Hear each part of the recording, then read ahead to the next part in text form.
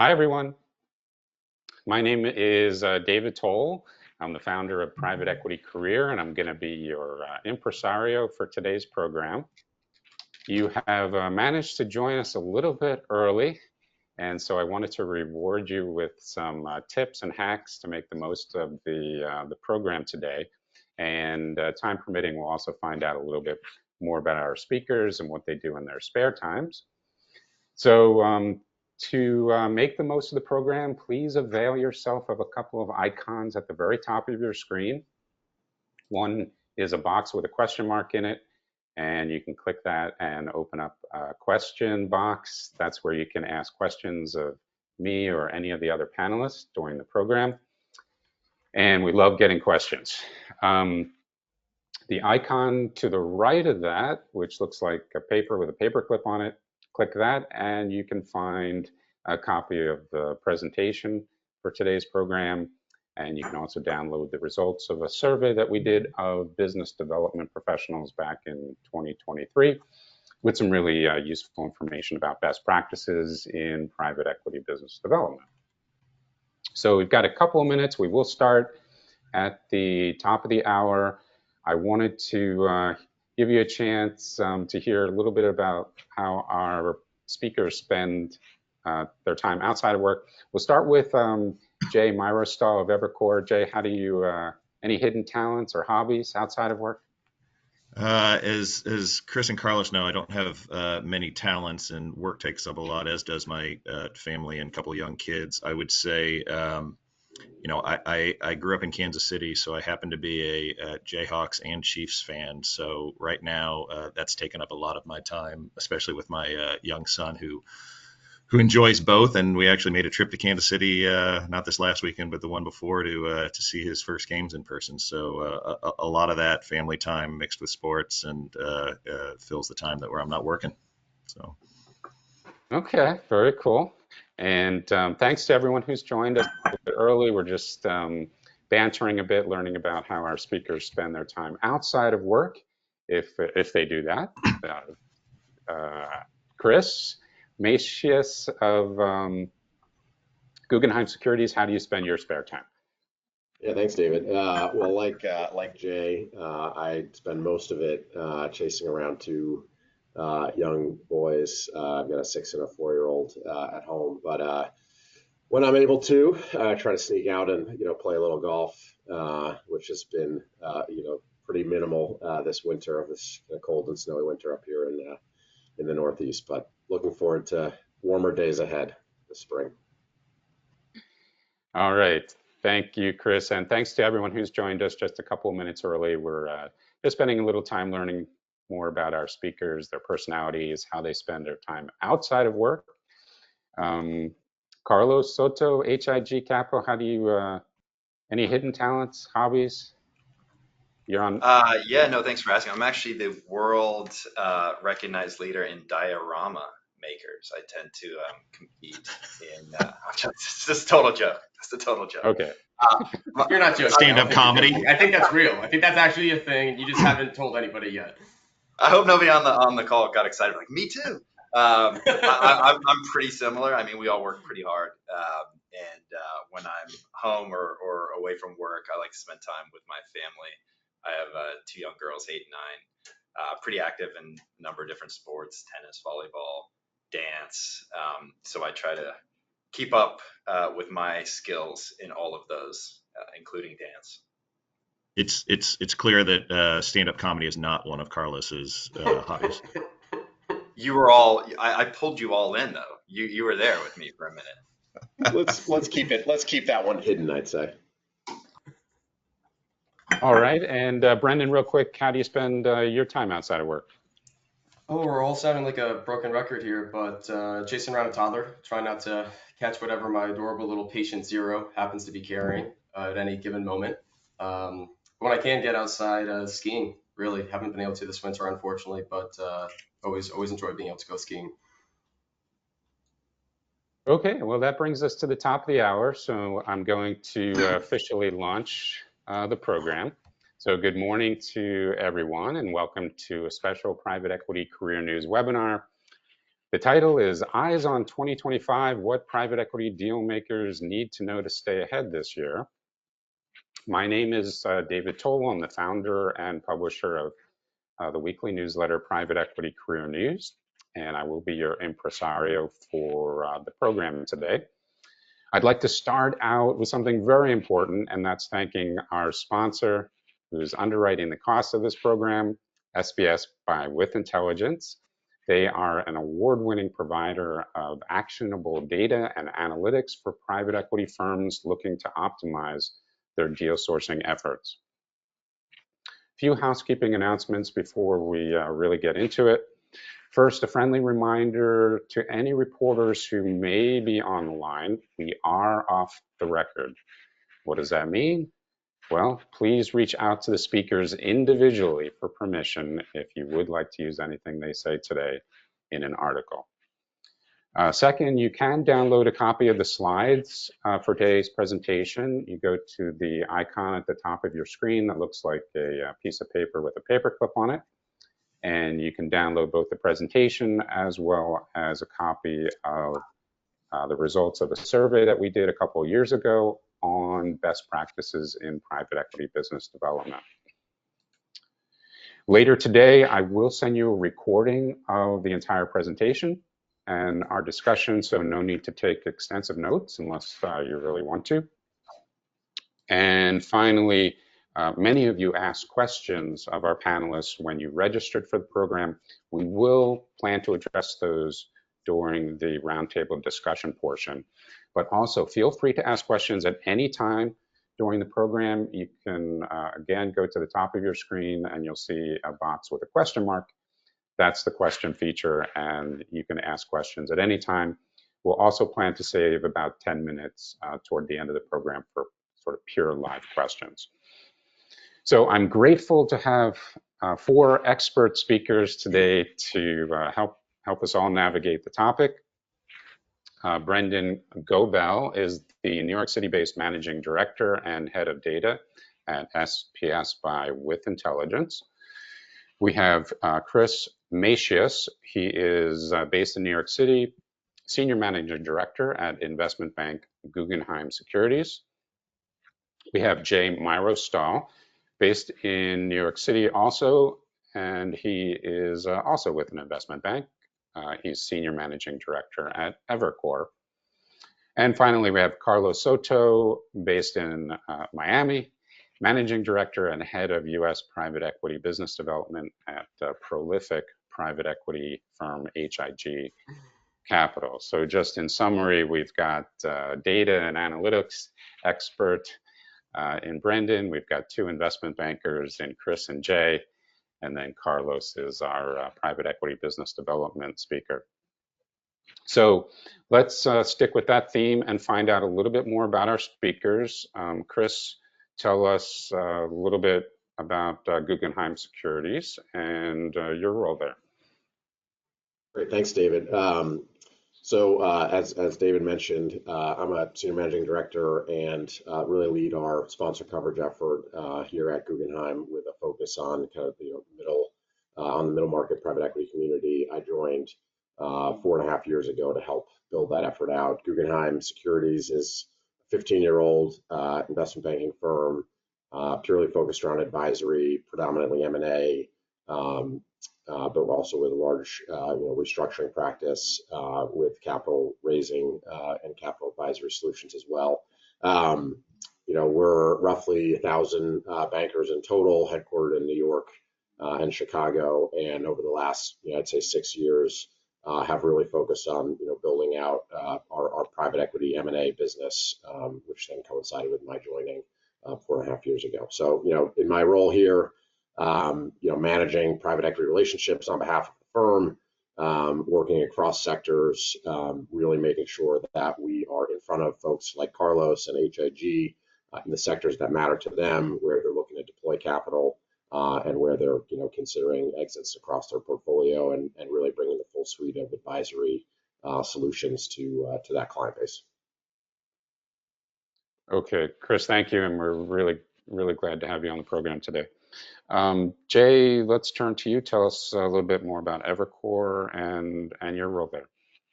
Sure. Evercore is an independent investment bank founded around 30 years ago. We're now up to almost 1,500 investment bankers, focused broadly on advisory, restructuring, ECM. We have a leading research practice as well. At this point, we can pretty much do everything other than lend you money. I have been with the firm for 15 years. Focused on covering financial sponsor clients. I spend all of my time in the mid-market, and I usually put that in quotes because everyone tends to define that differently. But for me, it's usually funds that are sort of sub $8 or $10 billion, and do my work to help make sure the firm's connected to all our clients throughout that middle market. So. Thank you, Jay, and we're very grateful to have you on the program. Let's turn to Carlos, our deal sponsor. Speaker Carlos, tell us a little bit more about H.I.G Capital and what you do. Sure, David and Brendan, thanks for having me today. And Chris and Jay, thanks for joining me in this endeavor here. I think it's going to be a good time. Carlos Soto, as David mentioned, I'm Managing Director and Head of U.S. Private Equity Business Development at H.I.G Capital. H.I.G Capital are alternative asset manager across a number of different asset classes, including private equity, growth equity, credit, infrastructure, and real assets. We see ourselves as the largest global private equity investor that is purely focused on the middle market. We currently have over 500 investment professionals, over 1,000 employees globally across 19 different offices. We invest from businesses in single digits of EBITDA all the way up to a couple $100 million of EBITDA across a number of different industry verticals. Industrials, business services, TMT, consumer retail, infrastructure, and natural resources and chemicals. So we, I think, have a pretty good view broadly of the middle market.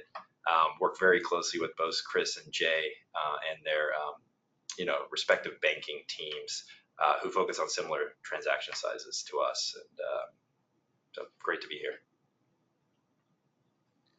Okay, thank you, Carlos, and we're really glad to have you on the program.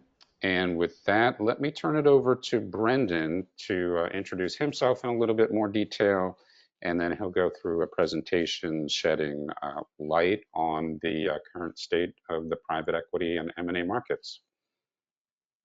Thank you, David. Well, thank you everyone for joining us today. For those of us in the Northeast, hope everyone is enjoying this balmy weather, at least compared to the recent freeze. And more importantly, staying healthy. As someone who is just recently humbled by the flu, there's a lot of nasty things going around. At SPS with Intelligence, we're continuing to do what we do best, which is helping our clients find the people they need to know to source the deals they need to close. We do this panel every quarter, and I want to share Nadim's opening comments from just a few months ago in October. Though the surge of that deal activity that people have alluded to and many are waiting for has still not materialized, deal activity in the PE and M&A world is up, albeit slightly, and with interest rates on the decline, inflation in check, and an election soon to be behind us in a few weeks, let's hope, are we now on the cusp of that long anticipated surge of deal activity? Well, the election is behind us, so that did happen. We can check that box. Interest rates still on the decline, inflation in check, kind of jury's still out on both of those, I think. So it just goes to show how much can change in a few months. Really looking forward to hearing the perspective of our panelists who are great at what they do and have been doing it for probably a little longer than they'd probably care to admit, each of them grappling with many of the same questions as our audience. But first, I'm going to spend the next 10 minutes walking through some slides to help frame our conversation. Then we'll let the inmates run the asylum with an extensive Q&A. Thanks, David. First slide up here. So we're starting high level with total PE and M&A volume. As of right now, deal activity was essentially flat in 2024 compared to a 20% decline in 23. That said, we still continue to receive some new deal announcements from Q4, especially with the year-end data lag. And once the dust settles, we expect a slight uptick in the final year-over-year stats. Also worth noting, the trend that began in 21, PE representing a larger share of overall M&A activity compared to strategic buyers, is now 4 years strong, with PE activity representing 54% of overall volume last year compared to 55 in the prior year.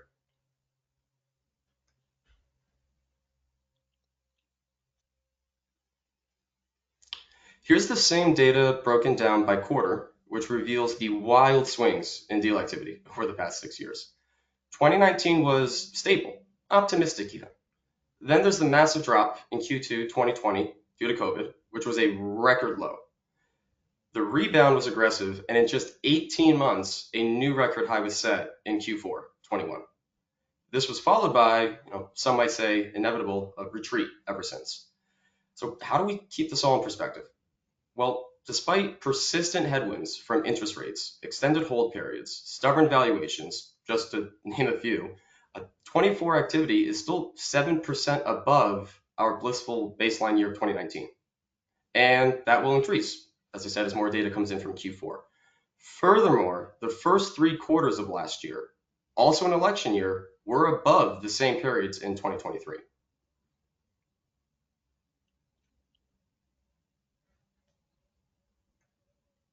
We climb back up here to the annual review, comparing sector activity over the last 3 years, split between strategics and private equity. The top 3 active sectors, industrials, tech, biz services, were all up last year, which is great to see, with tech increasing the most at 7% year over year. I'm interested to hear from our panelists as to whether this is likely to continue this year. Fingers crossed. PE has held its lead in all 3 of these sectors, relative to strategics, plus healthcare, whereas financial services is deadlocked 50-50, probably demanding a recount, and the remaining sectors are being led by the strategics.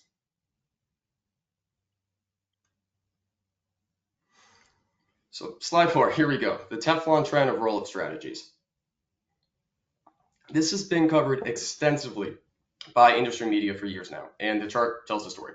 So since 2016, the ratio of add-ons to buyouts has continuously grown for 7 straight years, from 1.4 all the way up to 2.5 in 23. Last year posted the same, 2.5, although this could still change once year-end data is finalized. Setting the ratio aside for a moment, it's worth noting the widening spread between add-on and buyout activity. So going back to our trusty 2019 baseline, add-on activity was 23% higher last year, while buyouts were 12% lower. A likely contributor, one of many, to this divergence is larger funds moving down market in search of deals and scooping up companies as add-ons that would typically be new platforms for mid-market or lower mid-market funds. So is the buy and build trend running on fumes? Probably not, but plenty of questions remain. Looking at just private equity activity now, we're analyzing how volume by deal types varies across sectors. For context, SPS tracks 4 deal types: add-ons, buyouts, financings, which is how we tag non-change of control transactions, and recaps. Business services, healthcare, and financial services saw the greatest add-on activity relative to other deal types last year. Meanwhile, financings continue to be a very important investment strategy, even outpacing buyouts in tech, healthcare, and financial services. That said, it's worth mentioning, add-ons comprise the biggest share, if not an outright majority, amongst transaction types across all sectors in 2024, and are really the key contributor behind PE activity, representing a higher share versus corporate buyers of overall M&A activity, as I mentioned earlier. Looking at PE pipeline data, the median number of deals that private equity firms saw, or logged perhaps to be more precise, was 143 in Q4 last year.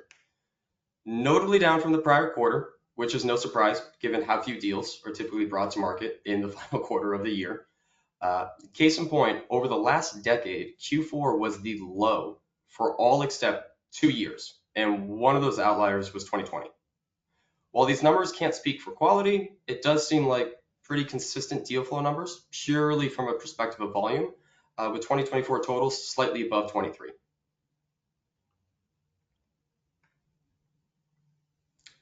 Here are the intermediaries that sold the most companies, grouped by size, to private equity buyers in North America last year. It's amazing how much it can vary just by size range, which is a reminder of how misleading it can be to rely on just generic published league tables or unfiltered macro data when planning how to prioritize your time across all the critical elements of sourcing deals. A mid-market sector-focused fund does not need to prioritize the same relationships as a lower market generalist. Add in geography, control versus minority, special situations, broad versus limited processes to get the right target list for your investment mandate. Maybe add some market coverage to measure relationship strength with each firm. An enormous amount of time that would otherwise be wasted on guesswork and questionable output can instead be focused entirely on engaging with these firms and sourcing the right deals. Okay, a lot going on in this slide. So let's start with the top left. This shows the most active PE firms based on new platform investments and exits last year. Top right, privately held companies continue to represent around 2/3 of new platform investments made by PE firms, while PE portcos as a percentage of seller type have declined further to 23% from 29% over the past 5 years. And finally, on the bottom right, the split between corporate buyers and PE buyers on the sale of PE held assets was relatively consistent last year compared to 23. Not a ton of movement there.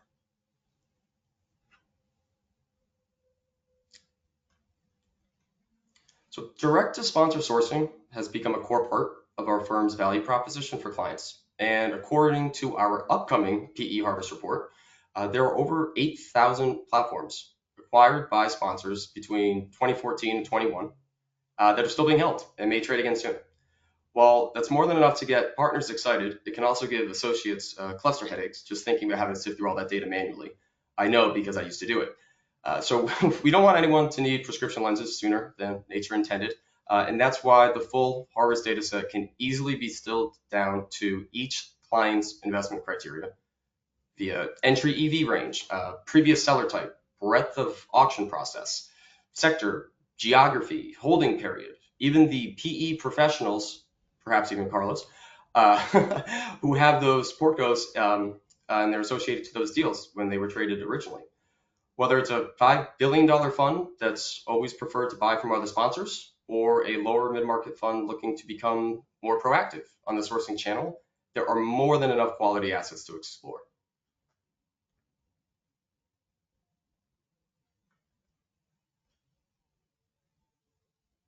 And now for something a bit more fun, you're all invited to join With Intelligence and SPS in March for the 18th edition of the Women's Private Equity Summit.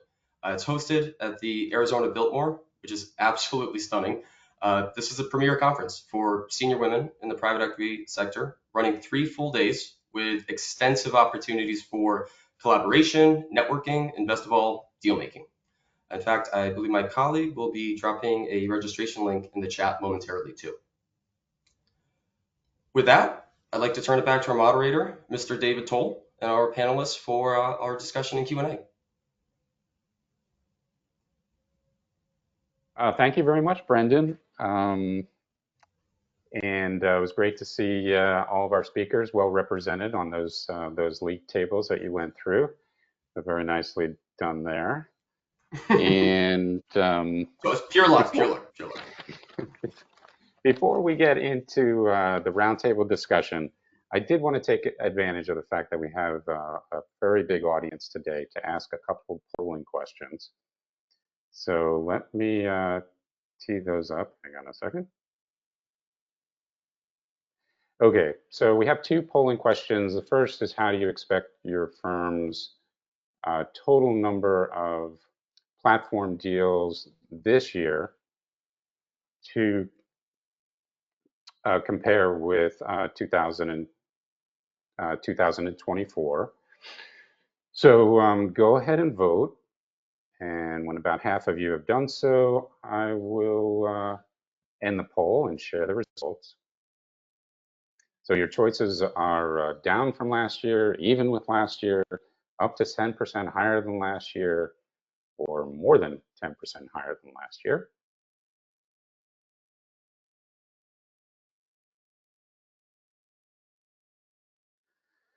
Okay, many of you have voted, so I'm going to end and share the results.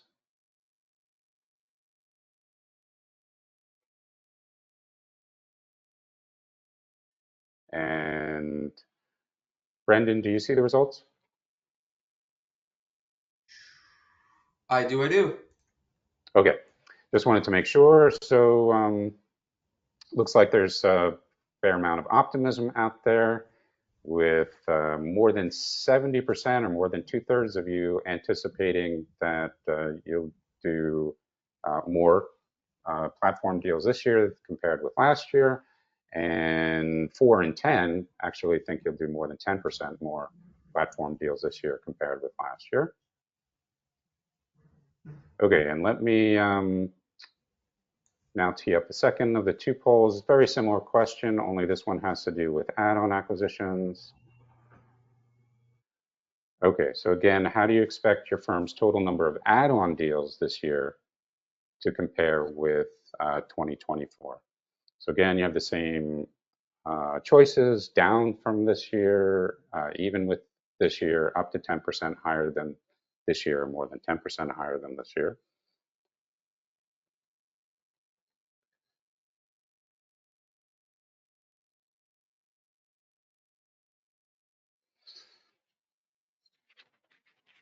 Okay, I'm going to end the poll, share the results, and maybe not quite as much optimism here, although it's close. So again, this time it's 60% that expect to do more add-on deals this year compared with 2024. And but I'd say that the enthusiasm is a little tempered. So there's definitely a lot of optimism about the outlook for platform transactions this year, a little less enthusiasm for add-on transactions, and I'll kind of leave that leave the summary there. So with that, let's take advantage of the intelligence we have on this panel and what you've all been waiting for. So with this first question, we're going to ask each of the panelists in turn to talk about what they're seeing in terms of the quantity and quality of deal flow out there right now. And we're also, of course, interested in the outlook for the rest of the year. So Chris, why don't we start with you, Guggenheim Securities. Yep, thanks, David. Well, I'd say I'm encouraged by the poll as it relates to the outlook for this year. And I think I would also, refer back to and agree with the data that Brendan shared earlier. 23 and 24 really being kind of overall flat years from a deal volume perspective. Of course, those are closed transactions. I do think there's been an uptick in 24 in deals in the market and pitch activity. So as we sit, and kind of look ahead to 25 and reflect on the back half of 24, I would say we saw a material kind of pick up in again, like broad pitch activity, with private equity sellers. And I'd say the cadence or the tone rather of those pitches has become much more forward leaning as far as, prepping companies to get into market in a relatively, near term or typical kind of time frame. Where, if you go back to the end of 22 and lots of, the majority of 2023, I'd say there were, mandates came with a lot more uncertainty around actual timing to market. There was a lot more, engaging bankers to prep and be ready and maybe respond to some inbounds, but not necessarily kind of action a go-to-market motion. So, I think as we look ahead to 25, I'm optimistic, based on the kind of pitch count as a leading indicator. And I also think, simply, time and portfolio size within the broader private equity, ecosystem is just going to drive the need to, to transact and to kind of see more exits across the board. Thank you, Chris. So that seems pretty consistent with our polling results. Chris, what about in terms of the quality of the deal flow? And maybe we'll just use a simple school scale, A plus properties, B, C, D, E. In terms of Yeah, the deal flow that you see coming, how does it divide among the different grades? I David, think that you can't ask a banker that question. I just I did. mean, we're kind of thinking it. I'm not familiar with anything besides A.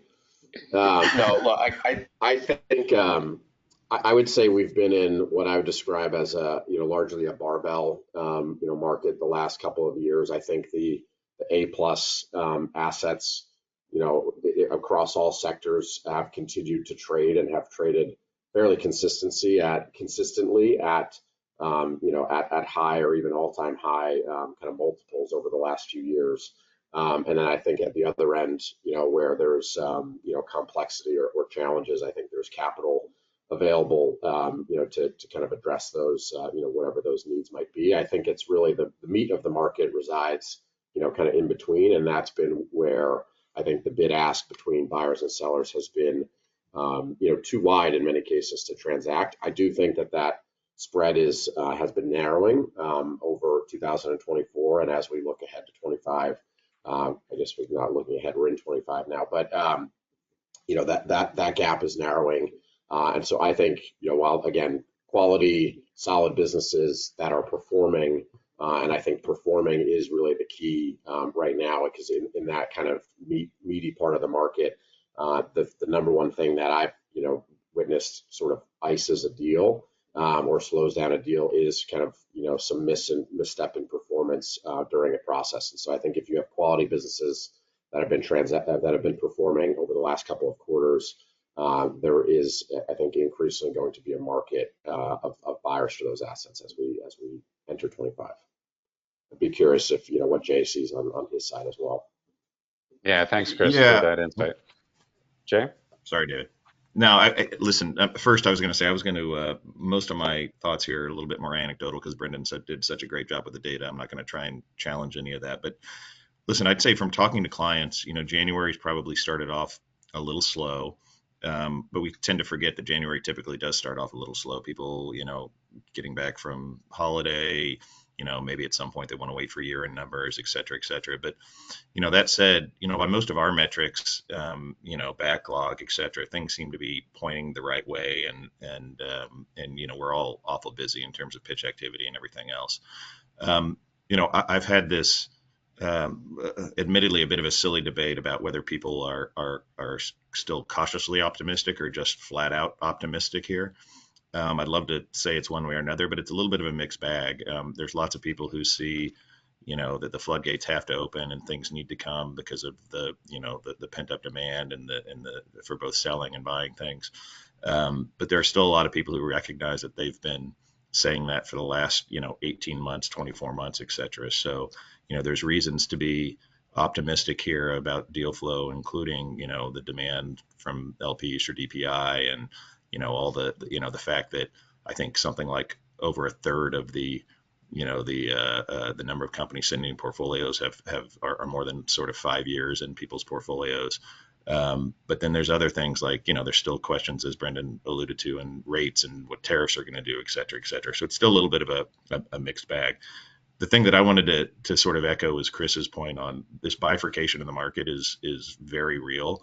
The AA plus assets, continue to fly off the shelf at multiples that rival, 2021. Some of the B assets are still, B and whatever else makes up the rest of the market. But that's like, I don't know. I don't have good data for that. 75, 80% of the market would be my guess. Those deals still can be a little bit more challenging to get done. And we've seen instances in the past year where, the bid-ask spread just couldn't be overcome in a process for various reasons. I think a lot of others are going to really believe this market's back and really firing when it's that category of deal that starts getting done more frequently. So that's what I'm looking for.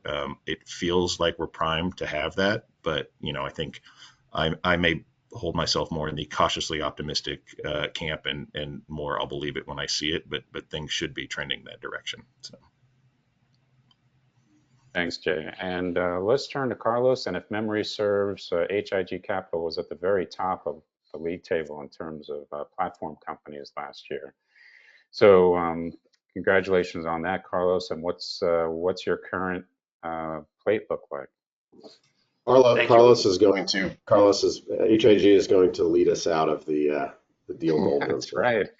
Thank you for pointing that out, though, David. Look, I don't have a ton to add with Chris and Jay. I agree.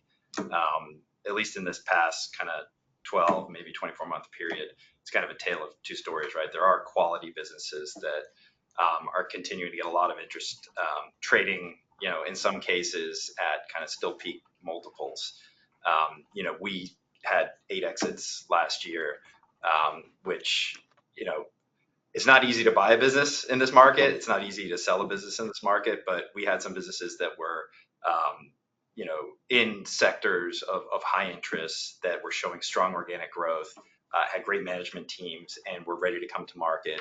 And the demand is still there, right? I think we can all agree there's more capital available than there are businesses to buy in this market. And so I think when you talk about optimism, I mean, there has been more optimism in my conversations over the past couple months with the investment banking community than I've seen in a while. And I think the prospects for 2025 are good. And I know we're going to jump into that. But yeah, look, we had a great 2024. We closed 16 platforms, 22 add-ons, 8 exits, as I mentioned. Our deal flow in 24 was up 10% over 23. So I think we had a positive kind of momentum year for us. I am probably more along Jay's camp of cautiously optimistic. I think there's still a lot that needs to kind of happen and get this market kind of really humming again. I don't think anybody is expecting a 2020 market in 2025. But look, we're out the gates January year to date, about 4% slower than we were January last year. I think some of that is just, as Chris and Jay, and I'm sure they would speak to this, the prep work, the conviction in coming to market, limiting the number of adjustments and kind of pro formas, financials that give buyers, conviction that the business is going to be a quality business that you can grow. And I think there's more focus on organic growth now. I think the M&A story and the playbook is always going to be there. So, that's it's kind of my view of where we are now. I think we're working hard. We think there's a great opportunity to repeat, the deployment that we had last year in really interesting and high quality businesses. One thing picking up on that I'd say, and this is again anecdotal and based on sort of limited data points probably, but I think we're seeing in our pitch activity, while last year we had a lot of, hey, come in, we're probably going to hire a banker, but we're not sure when we're going to go. We want to get ready, and so we can time the market, et cetera. Early this year, again, the pitch activity's up, but a lot of it is we know we want to go. We won't know we want to hire somebody, get ready and go. That's a bit of a subtle change, but it's a real one that I'm hoping is going to keep up. But that sort of bodes well for what people are thinking, I think, the rest of the year. Yeah, to actually pick up on that too, I've been hearing more of the same as well, Jay, from clients. It's one of the first questions I always ask when we're catching up on things is, you trying to exit anytime soon? And prior year, it was exactly what you had said. No, we have to eventually. Looking into what else do we have to do? Start talking to bankers, but it's no real commitment. And in Q4, it did change. The tone definitely changed too. We have to bring at least one in by Q1 to market, and we're probably going to try and bring another one to market by Q4, if not at maybe January 26th. So definitely seems to be a lot more pressure there. I thought that just LP pressure for liquidity would have forced this a lot faster, but enter stage left, the continuation vehicle, and those don't seem to really be going away anytime soon either. I'm also curious, just you'll see how many deals that were brought to market in say the second half of 23, first half of 24 that were then pulled because of some of those performance issues that Chris alluded to. How many of those are able to then come back to market? Because that's not an insignificant amount of flow. Right. All good insights. And now we want to turn a little bit inward and talk about actual industries and subsectors there's always a great deal of interest in what kinds of industry trends are generating deal flow for private equity firms right now. So let's, again, each speaker in turn like you to comment on that question, both what's heating up and also what's maybe cooling down. Chris, let's start with you. Sure. So, I mean, this is probably, somewhat colored by, where we as a firm spend, more of our time. But I would say, services broadly, and a couple areas within kind of, business services specifically have been increasingly and consistently active from our perspective. Certainly anything touching kind of the technology ecosystem, so IT services, professional and consulting services around technology.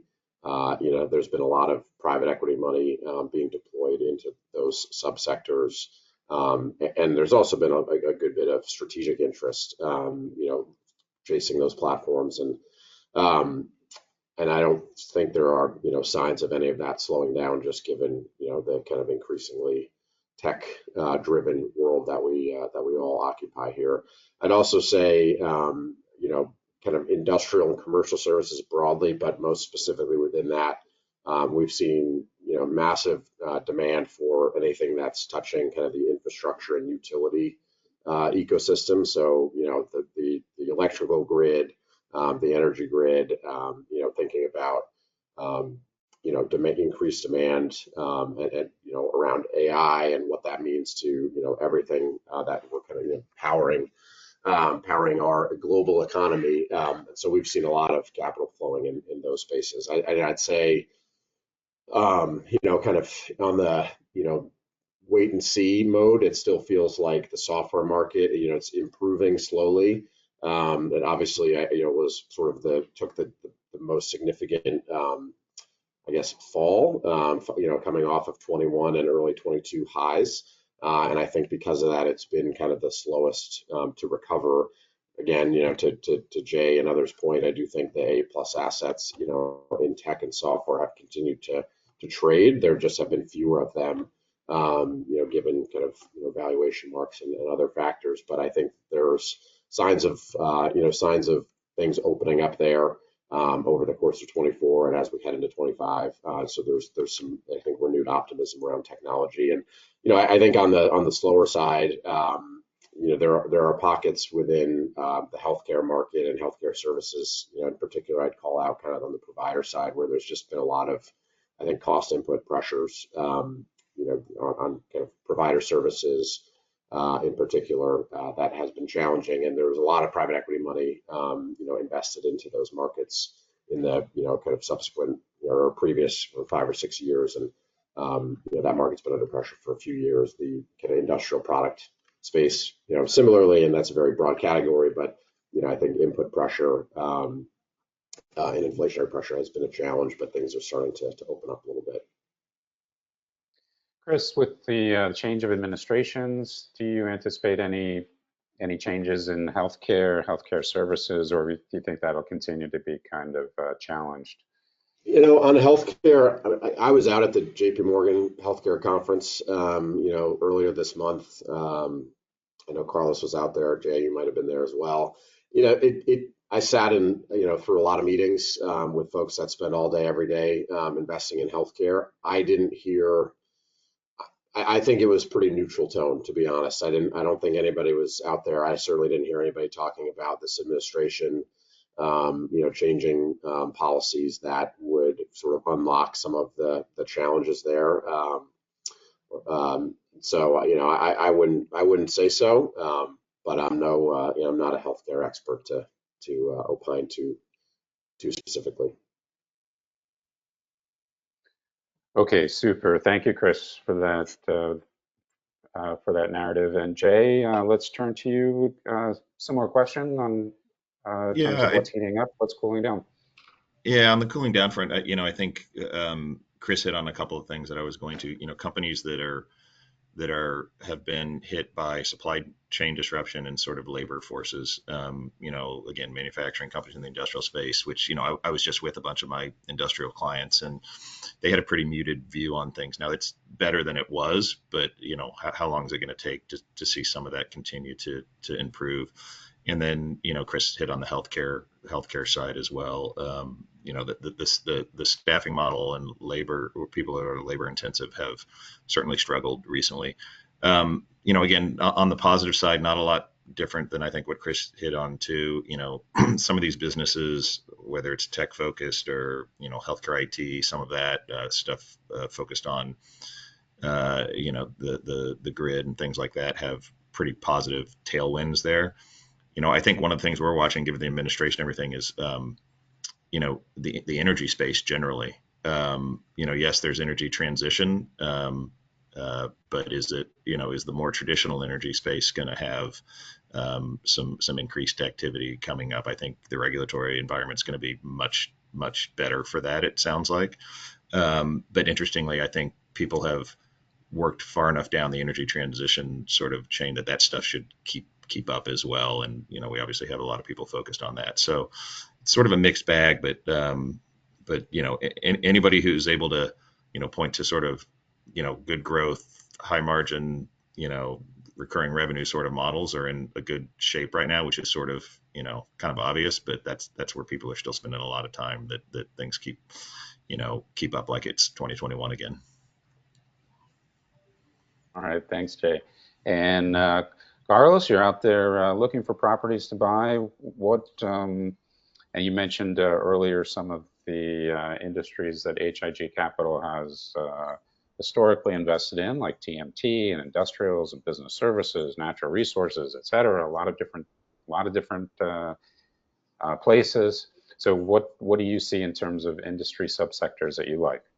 Yeah, look, I don't have a ton to add in terms of what we're seeing in the market and what's kind of driving deal activity. I agree with both Chris and Jay. Last year we invested in a number of services-oriented businesses across a number of different sector and markets. The recurability of revenue, the depth of customer relationship, the diversity of customer relationships, all those things are what I think continue to drive interest. Capital intensive businesses, I think, are still struggling, right? Debt service costs are high. Businesses where you're required to invest, pretty significant CapEx to continue operating. Those are going to continue, I think, to be challenged until rates come down, people can revisit capital structures. But look, for us, I'd say the big kind of the most active sectors last year were across industrial services, business services, and kind of some of these tech IT services, as Chris mentioned.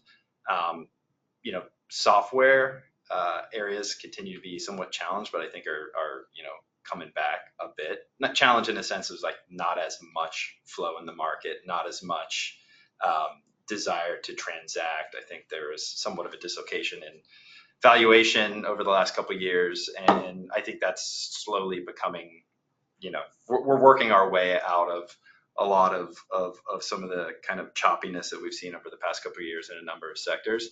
But we're going to continue to kind of lean in where our strengths are across all those sectors. But yes, very much a services recurring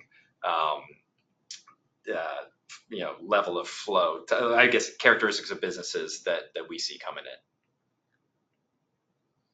And Okay. then I would just maybe caveat that just by, we still continue to see a lot of founders who are, founder-owned businesses, management-owned businesses who are, despite market conditions, and I think, as Jay alluded to, I think we all think that under this administration, there is likelihood to be a more favorable M&A market, reduce regulatory pressures, those types of things that should get the wheels spinning. And I think you've got a lot of family founder-owned businesses that are going to be popping their heads up over the next couple of years. And for a middle market investor like we are, we partner with so many founder-owned companies over the years, and we'll continue to look to do so.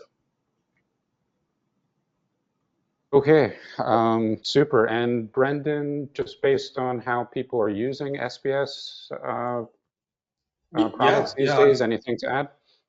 Well, just they all covered the details really well, so I'm not going to go into that too much more. But yeah, completely agree with the main ones: the industrial services, tech services, right, and business services. You saw that with the data before, and then even just with we didn't have this on any of the slides, but we do try to track breadth of auction process or how competitive a transaction was, and it also shows up in those three areas. That's where there are a larger proportion of deals that we tag as broad, saying that a lot of people were involved. It was a bigger buyers list compared to some of those more capital intensive industries. Okay, super. Before we move on, I just want to mention that in your chat box, you should see a link to the Women in Private Equity event that Brendan alluded to earlier, and that you could still see some information about on your slide. So please join us for that event coming up. And now let's move. I want to return to Jay and zero in a little bit more on the bifurcation in the market that you were talking about, with A Yeah. plus companies still, um, commanding high purchase price multiples. And I wonder if you would just bring that home with some numbers. So A plus property, maybe just pick a hypothetical, but what kind of purchase price are we talking about right now? What kind of leverage multiple can you get on the property? Sure. Yeah. Yeah. I can talk a little bit at specific number. I'll throw out again some anecdotal things. Specific numbers obviously are going to vary and are highly dependent on sector and asset, et cetera, et cetera. And again, those A plus assets, subscription or recurring revenue, high margin, high growth, et cetera. Those are still, when you're talking some of the tech worlds, I'm thinking of stuff that I'm around now that are, high double digits to mid, or sorry, high single digit to mid double digit, ARR multiples, for example, that are again growing, have great margins, rule of whatever you want to call it, 40, 60, 80, 100, whatever you want to call those businesses. Those things are still demanding big numbers like that. I think I saw some stat that said the average multiple paid in the U.S. last year for sponsor stuff was something like 12.7 times, which ticked up a bit from 2023, which was the lowest since I think 2020. I'd say, as I'm curious to see what that multiple does as some of these B assets come to market. Is that going to bring that down a little bit? Is the bid ask spread, the seller expectations are going to come down and bring that multiple down a little bit? Has that troughed? It's going to be a question to see, and I'm not really sure. One of the other things I think in 24 that pushed the multiples up are the fact that I think a lot of sponsors were bringing their best assets to market if they didn't put them in a CV. They're bringing their best assets to market because they know those can command the kind of multiples they want to do. I know I didn't answer specific multiples for you, but we're seeing teens to low teens to mid teens for some, again, high quality, profitable, growing assets. There's the credit markets are pretty efficient right now, and with the real increase in the private credit market too, there's real competition out there. So again, for high quality assets, you're again very highly dependent, and I'm probably not the expert to talk about it, but 6 times, 6.5 on some assets in terms of leverage and all that can drive and support some valuations. On the low end, again, it's very, very situation specific. I'm seeing more and more cases where, maybe a deal didn't get done before and people are coming back and they're putting a bogey out there for people to hit and say, hey, someone shows interest in your asset. Well, hey, if you can get to 5.5, 6 times, whatever the number is, then we can do it. And then, doing a one-off deal after, a quote unquote failed process, you see some of that. But unfortunately, it's sort of all over the place and very, very situation specific. So it's a little hard for me to generalize a little more than that, I think. Okay, super. That's just what I wanted to hear, Jay. Good level of detail that I really appreciate. And Chris, let's turn to you. One of the challenges deal sponsors have faced over the last, maybe it's 5 years, 10 years now, is that auctions and processes have kind of gotten smaller, more narrowly focused, and that just causes a lot of heartache and hurt feelings, I guess, when people aren't invited. Chris, why don't you talk to speak to what's currently happening right in the market now, and how broadly you're um, marketing companies, and whether there's been any changes of late. Yeah, happy to. Certainly, the intent is never heartache.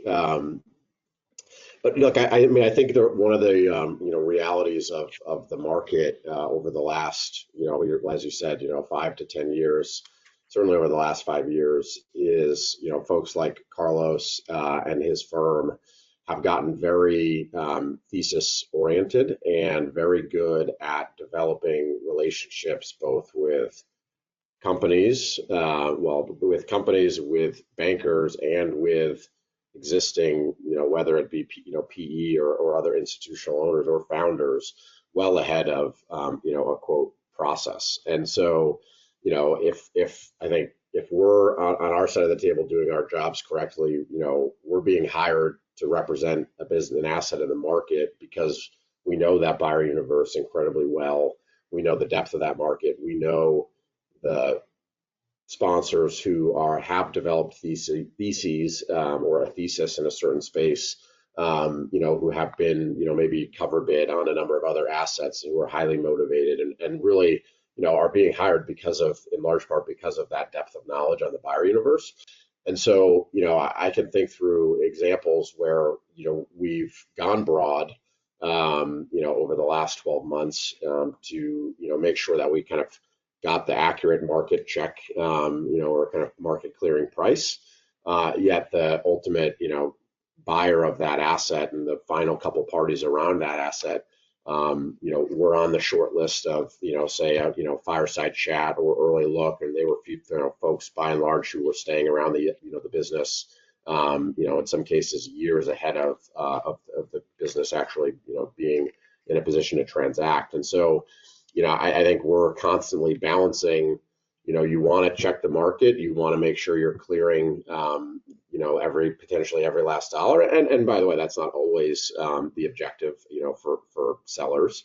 But certainly that often can be the case. You balance that with, we feel typically very convicted that the most likely buyer set is a much smaller universe of funds. And so, we've had a few transactions, of late where the process was very narrow. In some cases, I mean, we've seen, and I'm sure Jay would echo this, as would Carlos on the other side, that sort of non-process process become increasingly common where, and I think some of this scale, depends on scale of asset as well. But as you sort of move up market from a size perspective, funds, I think, increasingly engage when they feel like they have a real shot on goal, if you will, and are not one of, 50 or 100 or more, kind of getting an equal shot or a close to equal shot at the business, because it's hard to predict, somebody doing something unexpected. I think you want to, we've been successful at going to a narrower universe of buyers, making folks kind of feel and have real engagement with a business and a process, and engage that way, and feel like that you understand that market, the depth of the market, and you can kind of get the outlier price and the optimal outcome without having to go to a broad universe. Just jumping into how you mentioned, Yeah, really interesting. hurt feelings when you don't see a deal. I think both Chris and Jay have heard from me, probably in the last couple of weeks. Like we really value seeing as much that we feel is in our strike zone as possible. And I think, if you're a business development professional or you have business development professionals at your firm and you're listening to this and they're in some way not holding bankers accountable or checking in, a small commercial for Brenden here, but we do, we track closed deal alerts pretty closely from SPS. And look, for us, we know we're not the best buyer for every deal.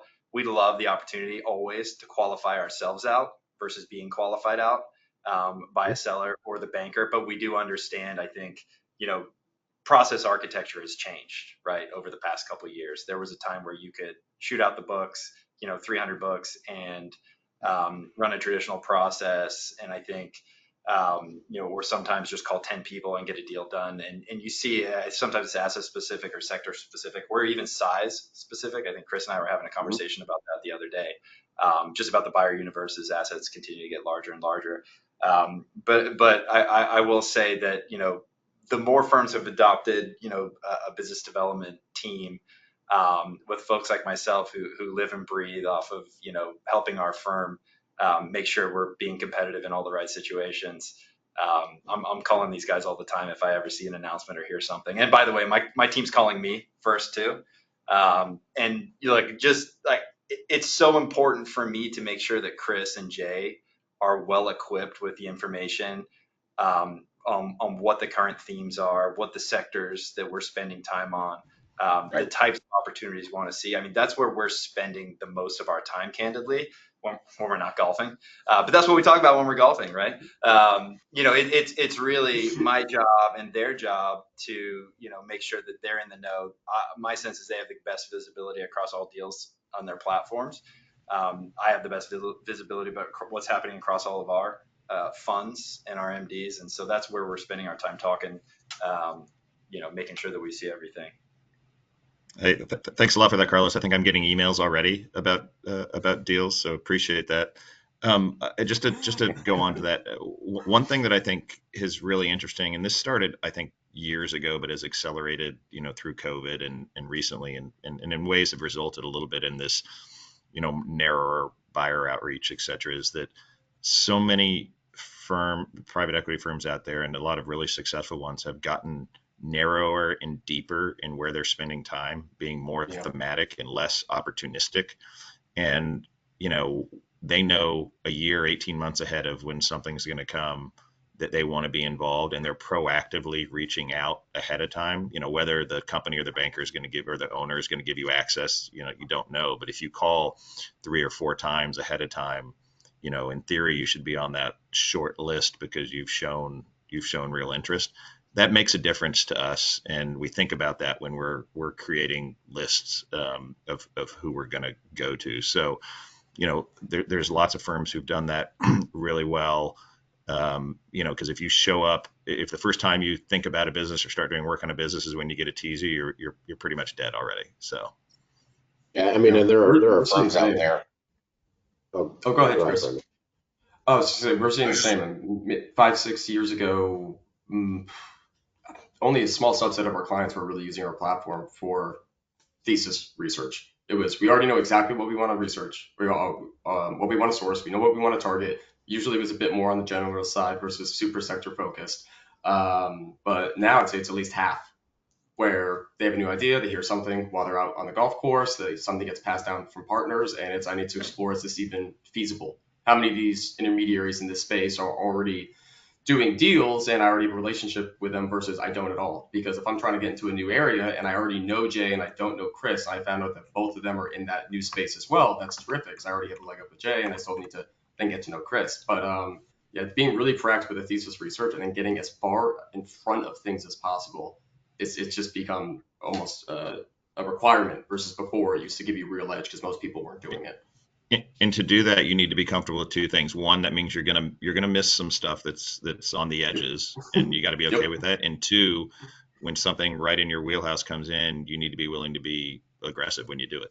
So, one thing I was just going to add, and it kind of jumps ahead, David, to a question I think you were going to ask later around best ways to stay on the radar and make sure you're not missing deals. But I think it's obviously very thematically related to this. I think, Jay and I, and Carlos, right, our roles really, at least as I see them, are to make sure we understand the priorities and the power alleys of our respective firms and how they map to each other, but ultimately to facilitate and kind of cultivate the direct relationship between, a deal partner, at H.I.G who's looking to make investments in, let's say, the IT services space. Me and Carlos talking about like IT services deals and making sure that he's getting every teaser that we may have in that space is not necessarily going to yield any, better outcome for H.I.G. in, from us being successful at making or pursuing any of those opportunities. The way that success comes there is, Carlos's partner and my colleague are building a direct relationship so that they're understanding exactly where they're looking to invest, exactly how they think about, playing the IT services space in this example. And then in turn, H.I.G. understands where we are spending time, the opportunities we're in front of, and we're tracking and chasing and hope to be mandated on. And that just allows for, again, like a whole nother level of dialogue that, facilitates that early access. It facilitates the early relationship building, and it allows us as bankers to advocate for, for H.I.G. and our clients to, or for H.I.G. and others to our client in this case, that, this is a firm that you should spend time with, that we should give an early opportunity to get to know the business in more detail, because we know and understand their thesis and their conviction in the space, and feel like they're going to be a great, a great potential buyer of an asset.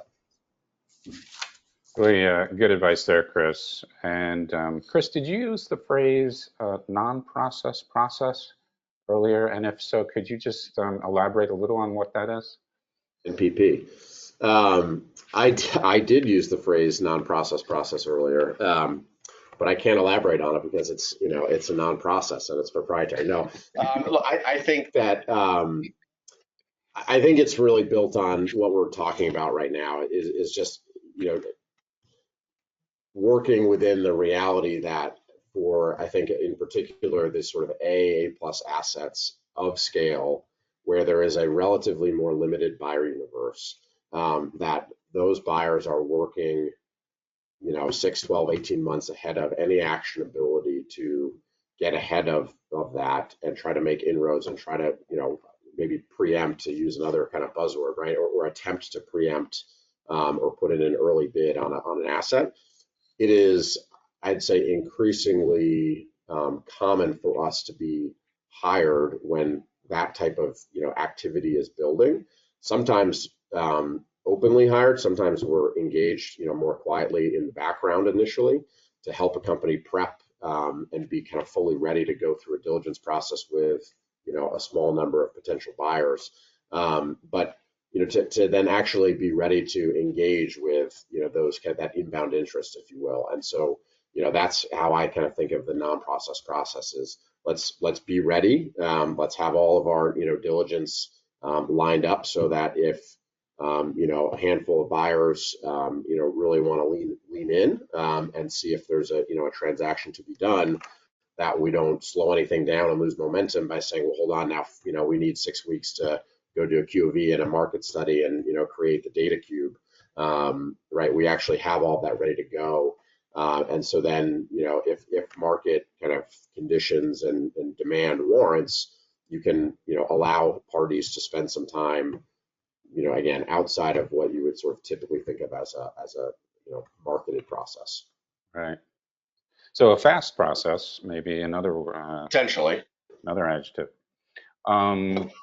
All right, so with about 10 minutes left in the program, I just want to make a final call for any questions. It's to do that, you go to that box with the question mark at the top of your screen, and I'll keep an eye on questions as they come in. Meantime, I want to turn to Carlos because I'm super interested to hear more about your portfolio, Carlos, and what you might be doing in the way of selling this year. You mentioned last year you were a pretty active seller with 8 exits. And I'm sure Jay and Chris are going to be really interested in this too.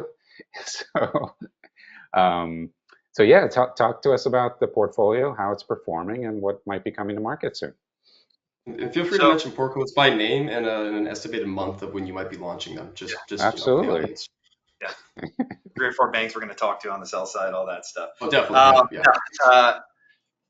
Is an interesting question for me. Like in North America alone, we own 130 companies currently in our portfolio. Some of our funds, in terms of our approach to investing, will invest in between 20 and 30 companies within a fund. So, very, very diversified. When you have 130 companies, it's hard to simplify into a few sentences the performance of the portfolio. What I will say is,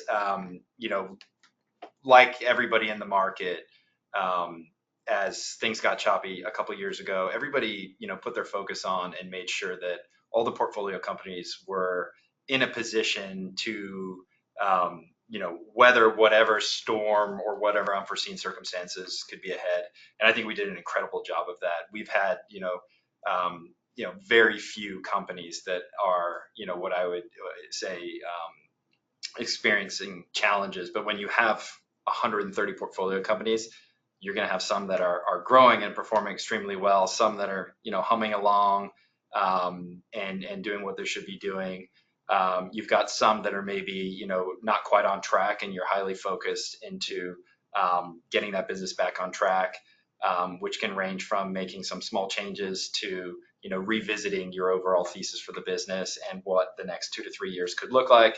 And then you've got some that are going to be more challenged, and so I'd say, fortunately for us, we've got fewer on that more challenged side of the business. But I'd say we've got a little bit of everything in that broader portfolio. And we're heads down. We've invested pretty meaningfully in a portfolio operations team, which I think is a large trend across the private equity ecosystem. Bringing on both kind of generalists and subject matter experts that can really lean in and partner with our portfolio management teams. We are a firm who's fairly hands-on and very close to our management teams and what's happening on a pretty consistent basis. And I think that allows us to react very quickly when we see trends that we may not like to see, or we have to pivot based on market dynamics or changes in political landscape, whatever that might be. And I think we continue to monitor what's happening and feel pretty good about where we are today. We will exit businesses this year. Will we exit 8 companies or 10 companies before year end? Hard to peg that. We're going to take our businesses out when we feel that the timing is optimal to get a successful outcome. I would say we probably feel better this year to do less non-process processes, where a non-process process, as Chris says, is you don't want the risk of running it out and having it be a busted process. It can put a taint on the company, make your future marketing processes more challenging because the information on your company is already in market, and so you run something a little quieter to a group of interested buyers. Look, you mentioned earlier, I think or Brenden mentioned this private equity to private equity, or just the proactive nature of sourcing that's happening in the industry. I mean, we're all chasing proprietary deals. Jay and Chris are trying to make sure that those don't happen, and that there is a bespoke marketing process that takes place when we go to sell these companies. But there is a lot of dialogue inbound across the bulk of our portfolio, both from strategic buyers, private equity buyers, and so I do think that the appetite to transact this year could spike up in terms of what our exits look like, but it's really hard to kind of project. We have projections, but I'm not going to put that out here. Hey, Carlos, how big a fan, and I really don't know this, although I probably should, but how big a fan of continuation vehicles is H.I.G, and do you see that as a viable exit strategy there, or not so much? We have not done a continuation vehicle yet. We're open to it, and I think we feel pretty well educated, and in some cases have explored the notion of doing that. I think we have our institutional views that may differ from other firms.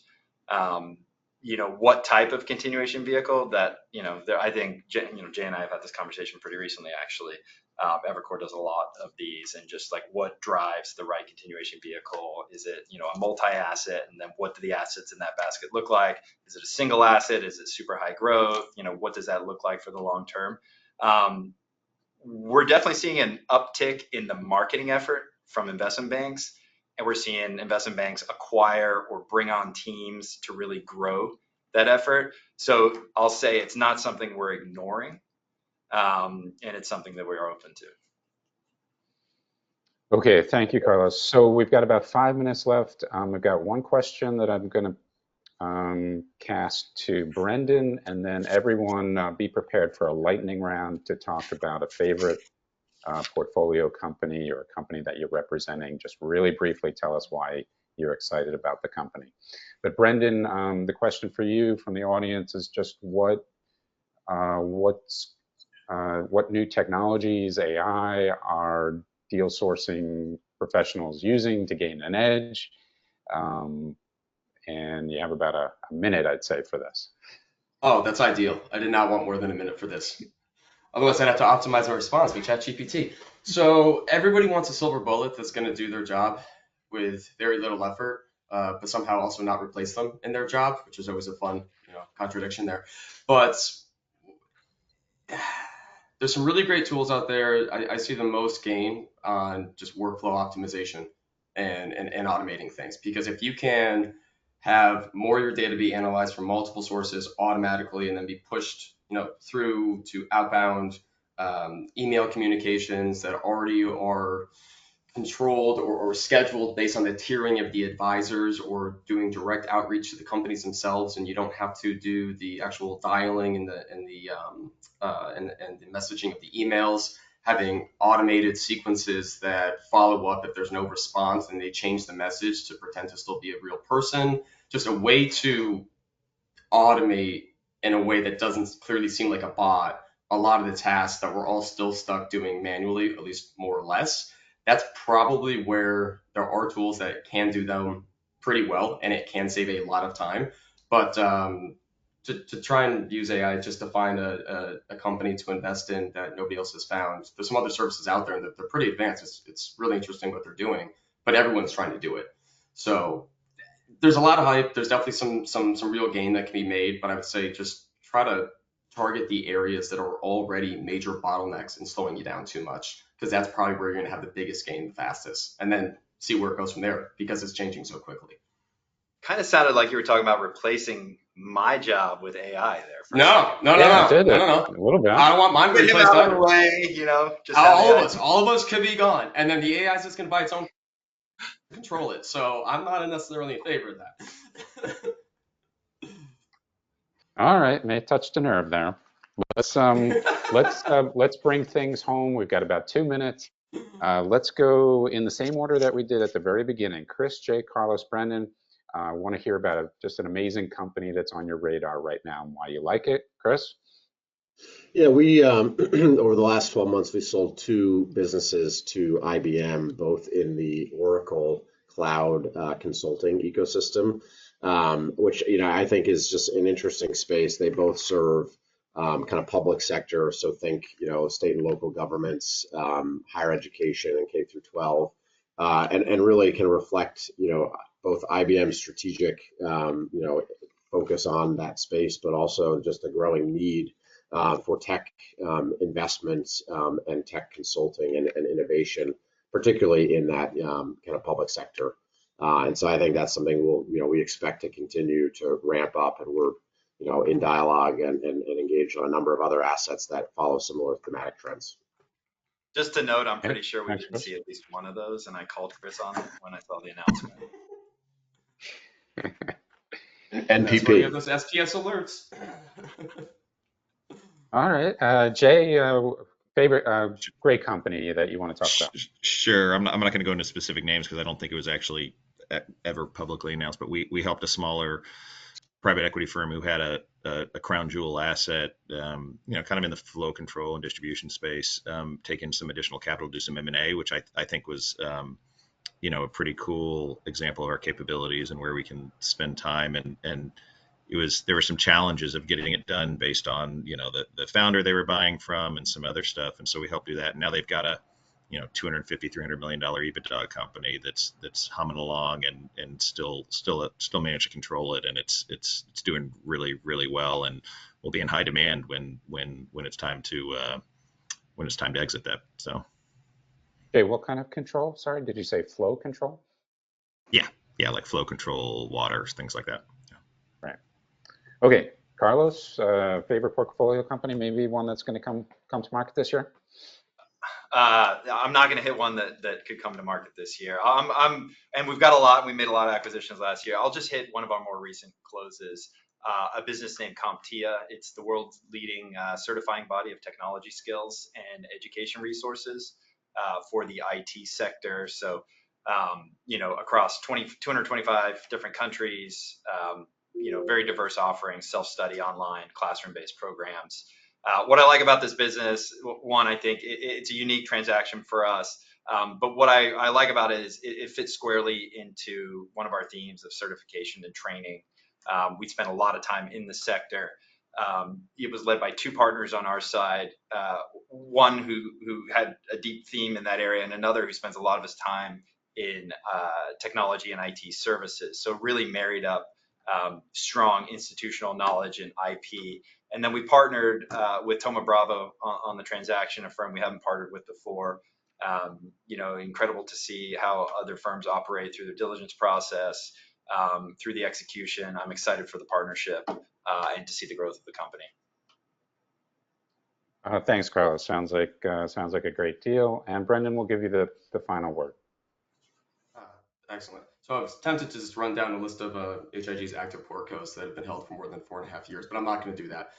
Instead of even a specific company, just two kind of very niche areas that just seem really interesting to me, and I'm wondering where things are going to go. A lot of it depends maybe on some of the regulatory risk, but agrivoltaics is absolutely taking off. So that's a combination of solar with agriculture, improving yields of both on the same plot of land. And then also integration as a service, as if we needed another acronym that had ASS in it. But those seem to be some pretty interesting companies. It's a massive challenge to try to pull off with an insane amount of complexity. But if they do find a way to do that in a consistent manner, I think they could really take off.